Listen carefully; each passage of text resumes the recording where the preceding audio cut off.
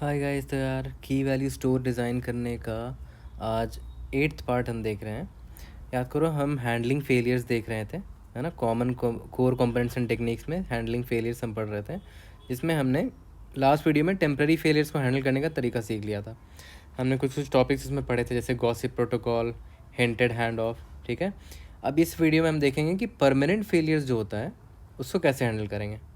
ठीक है, तो लास्ट टाइम याद है आपको, हमने टेम्प्रेरी फेलियर्स पढ़ा था, है ना।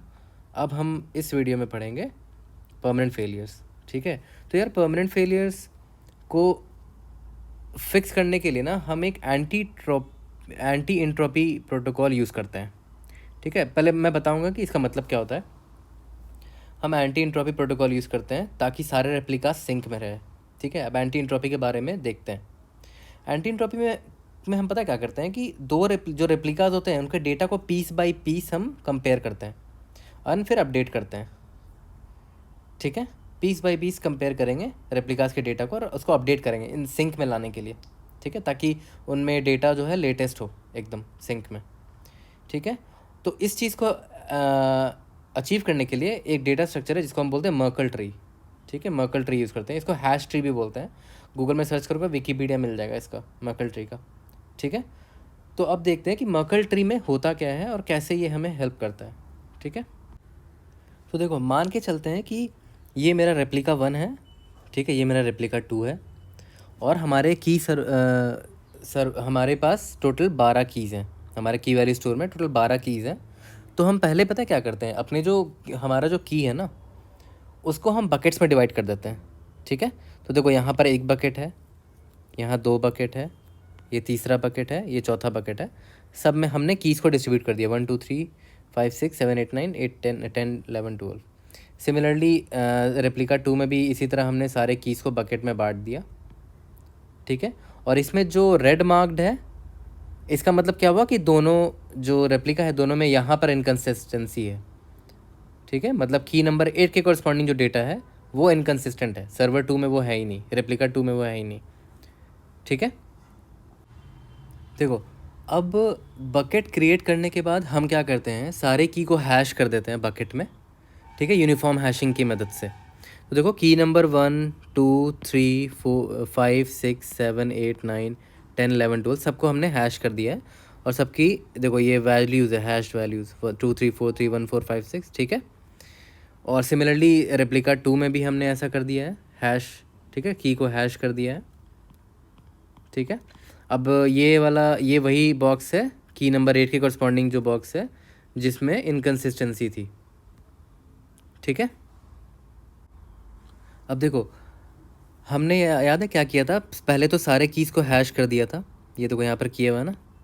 उसके बाद पता है क्या करना है, हर एक बकेट, ये बकेट 1 है, ये बकेट 2 है, ये बकेट 3 है, ये बकेट 4 है, तो हर एक बकेट के लिए एक सिंगल हैश नोड होगा। ठीक है, मतलब 6901 will point two the bucket 1, 6773 will point two bucket 2, 8601 will point two bucket 3, 7812 will point two bucket 4। ठीक है, सिमिलरली रेप्लिका 2 में भी हमने सारे पर बकेट एक हैश नोड क्रिएट कर दिया है। ये इसको पॉइंट कर रहा है, ये इसको पॉइंट कर रहा है, ये इसको पॉइंट कर रहा है, ये इसको पॉइंट कर रहा है।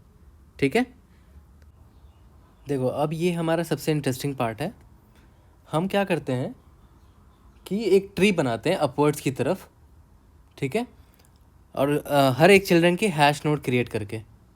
ठीक है, मतलब हर एक चिल्ड्रन के हैश क्रिएट करके एक अपवर्ड की तरफ जाते जाते एक हम ट्री क्रिएट कर देते हैं। याद करो ये हमारा बकेट 1 था, बकेट 2 था, बकेट 3 था, बकेट 4 था, और हर एक नोड के करस्पॉन्डिंग एक हैश नोड था, ये है ना। ठीक है, ये वाला। ठीक है, और उनका हैश निकाल के हमने एक और नोड बनाया, ऊपर जा रहे हैं। ठीक है, देख रहे हो अपवर्ड्स ट्रैवल कर रहे हैं, ये हमारा मर्कल ट्री बन रहा है। ठीक है, देख रहे हो, सिमिलरली यहाँ पर भी वो हुआ है। अब देखो रेड मार्क वाला याद है, यहाँ पर बकेट 3 में की नंबर 8 के करस्पॉन्डिंग जो डेटा का इशू आया था, दोनों में जो इनकन्सिस्टेंसी थी उसको हमने रेड मार्क किया हुआ है।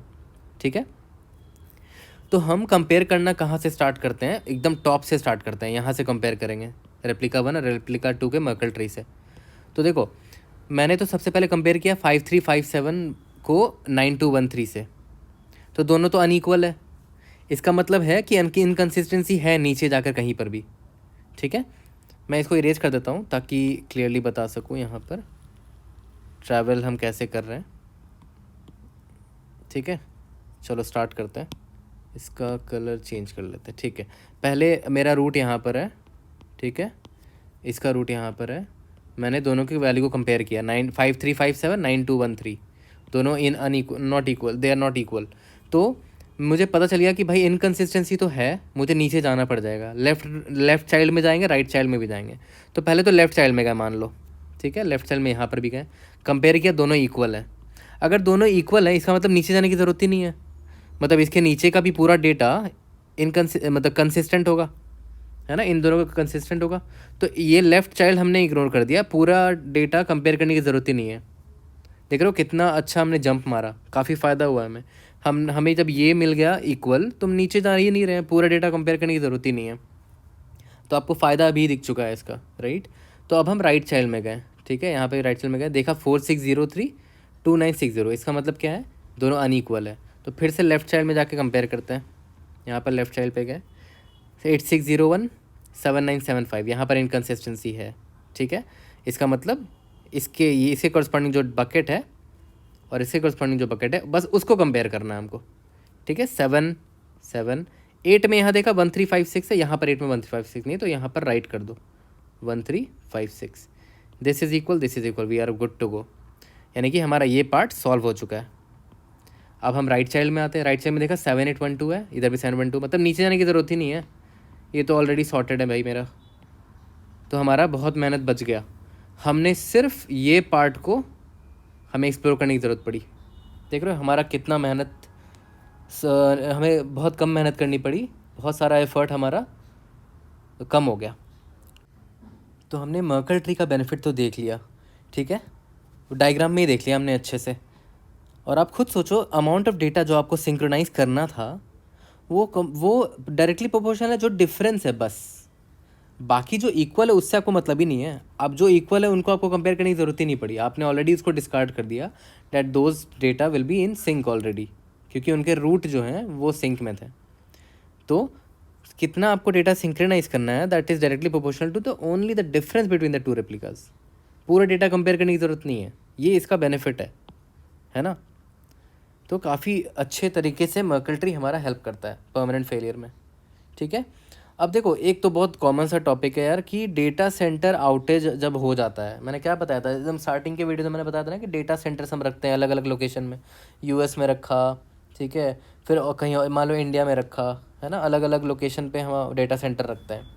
ठीक है, तो डेटा सेंटर आउटेज हो सकता है, राइट। मान लो कैसे कैसे हो सकता है, मान लो पावर आउटेज हो गई, ठीक है, या फिर नेटवर्क आउटेज हो गया, या फिर कोई नेचुरल डिज़ास्टर आ गया मान लो, है ना। तो वैसे में हम क्या करेंगे कि ये डेटा सेंटर आउटेज से बचने के लिए हम क्या कर सकते हैं कि डेटा को रेप्लिकेट करेंगे अलग अलग लोकेशन में, अलग अलग डेटा सेंटर्स में।